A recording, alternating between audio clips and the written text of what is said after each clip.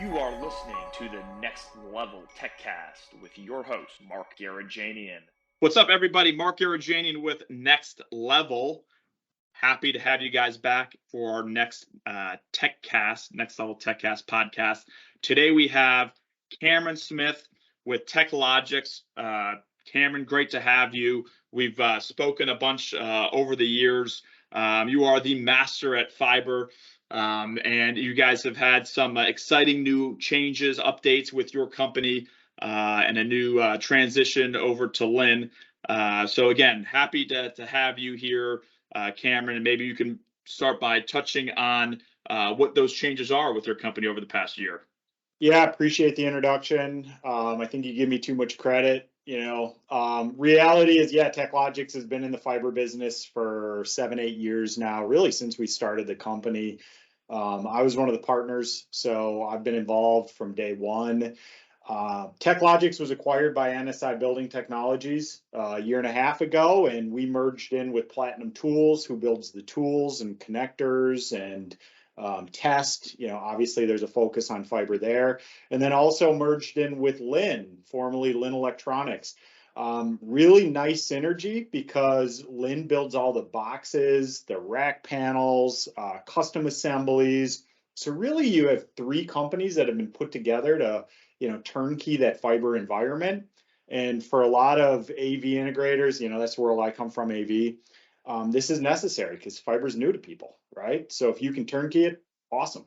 Yeah, so just to build on that, when you say fiber's new to people, I think it's important to kind of start with what are the benefits for fiber over running copper right now? Why, especially in new construction applications, why should you run fiber right now over copper? I know, it was used to be cost. It's so expensive now. Back in the day, it's hard to terminate. You got to get certified, blah, blah, blah. But that's all changed, right?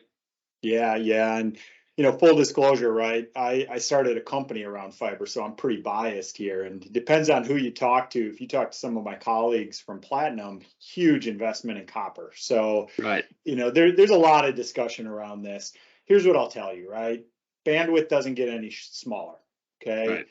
8K video, 48 gig, okay? 48 gig doesn't go over copper over distance. Copper cables max out at 10 gigs. So you got everybody who's running these, lines that need to carry 8K content. You got 8K displays going in. You don't really have a choice. You got to go to fiber. But the reality is the bulk of where we see fiber being deployed is fiber to the home. I'm sitting in my home office right now, recording this.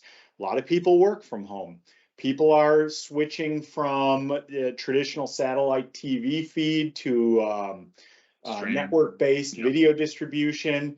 That's a lot of bandwidth, right? And ultimately, fiber is what we use to carry all that. Look at your internet, feeds coming into your home and your business. It's all fiber-based. So ultimately, bandwidth drives the discussion, but price is part of it. And the reality is fiber is less expensive than copper now. So if you get more bandwidth, better speed, lower cost, it really checks the boxes for most people. Yeah, and especially like I mentioned, if you're, if it's a new construction, the house is being built, it just makes all the sense in the world to run it right now. Like I said, especially with bandwidth the way it is, 8K. Like you said, bandwidth isn't shrinking. You're gonna continue to technology is gonna grow and grow and grow. So you have to be able to prepare for that and future-proof yourself. So with that said, okay, Cameron, you're right. Maybe we should run fiber. What is needed? What are the go-to pieces? Because then, there's talks about, should I run multi-mode? Should I run single mode? Okay, I run that. Okay, now what? Where do I run, from one location to the TV? Because you're talking about media converters. So what from the full gamut, hit the demarc right from the house, say, AT&T runs it.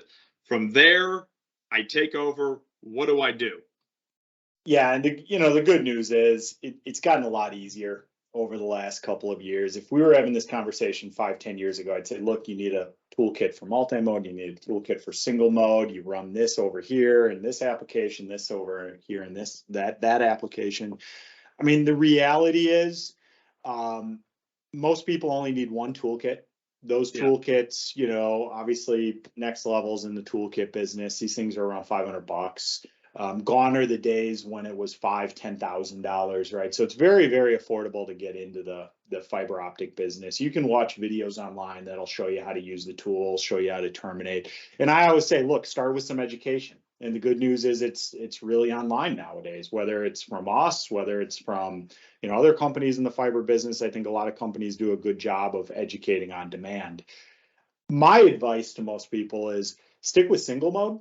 And, you know, the 30-second difference here is single mode and multi-mode. They're both fiber, but they're different core sizes. So it's going to basically allow you to use different connectors in different applications. But the single mode is the cable that's the highest bandwidth. It's the least expensive. It's and that's what's normally run to the house to begin with, right?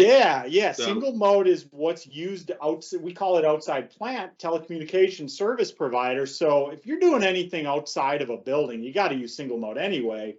But, you know, the good news is on the inside of the building, you can also use single mode. You can use media converters. And for people who are really green, a media converter is what converts a fiber connection to a copper connection. So fiber port comes out to an RJ45 port. So now I can plug in all my network equipment.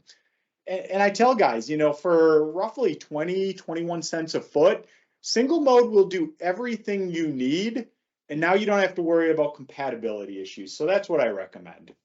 Yeah, I think that, and you said 20 cents a foot, I think that's surprising to people because like you said, years past, talk about and even the cost of the connectors, you know, the cost of connectors, the cost of the kit, cost of the fiber, it's all gone down to where, I mean, I think we said too, I mean, it's about the cost of like shielded category cable in some cases, right? So it's actually less. I mean, especially when you're talking about 10 gig cable, you know, 10 gig cable and connectors, you'll run into 40 cents a foot, depending on where you buy it from. So yeah, you actually save money with fiber, but the big thing for this audience is you talk to your customers.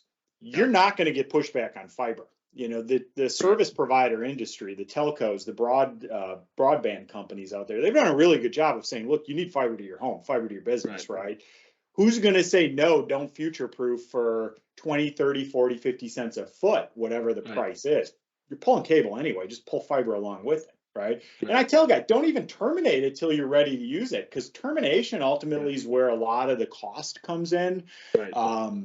You know, one of the other misnomers here, a lot of folks think fiber is really fragile, so I'm not going to be comfortable pulling it.